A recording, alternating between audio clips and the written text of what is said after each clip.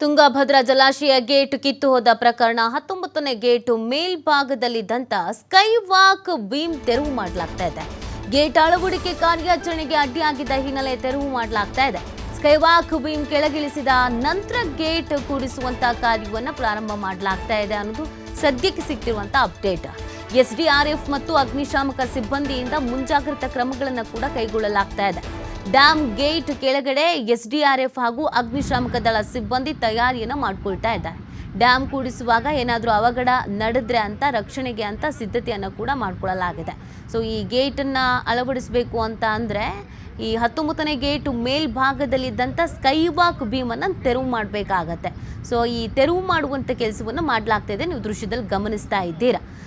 ಈ ಕಾರ್ಯಾಚರಣೆಗೆ ಅಡ್ಡಿ ಆಗ್ತಾ ಇದೆಯಂತೆ. ಹಾಗಾಗಿ ಈ ಸ್ಕೈ ವಾಕ್ ಬೀಮನ್ನು ಕೆಳಗಿಳಿಸಿದ ನಂತರ ಗೇಟ್ ಕೂಡಿಸುವಂಥ ಕೆಲಸವನ್ನು ಮಾಡಬಹುದು ಅಂತ ಹೇಳಿದಂಥ ಹಿನ್ನೆಲೆಯಲ್ಲಿ ಮೊದಲಿಗೆ ಅದನ್ನು ತೆರವು ಮಾಡಿಬಿಡೋಣ ಅಂತ ಮಾಡ್ತಾ ಇದ್ದಾರೆ.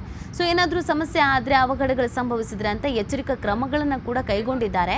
ಎಸ್ಡಿಆರ್ಎಫ್ ಮತ್ತು ಅಗ್ನಿಶಾಮಕ ಸಿಬ್ಬಂದಿಯಿಂದ ಮುಂಜಾಗ್ರತಾ ಕ್ರಮವನ್ನು ಕೈಗೊಳ್ಳಲಾಗಿದೆ. ಅಲ್ಲಿನ ದೃಶ್ಯವನ್ನು ನೀವು ಗಮನಿಸ್ತಾ ಇದ್ದೀರಾ.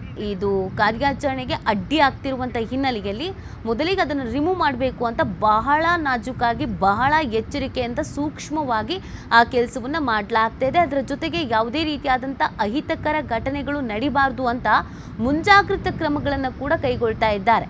ಈ ಡ್ಯಾಮ್ ಗೇಟ್ನ ಕೆಳಗಡೆನೆ ಎಸ್ಡಿಆರ್ಎಫ್ ಹಾಗೂ ಅಗ್ನಿಶಾಮಕ ಸಿಬ್ಬಂದಿ ತಯಾರಿ ಮಾಡ್ಕೊಂಡಿದ್ದಾರಂತೆ. ಏನಾದರೂ ಅವಘಡ ನಡೆದರೆ ರಕ್ಷಣೆಗೆ ಸಿದ್ಧವಾಗಿರೋದಕ್ಕೆ.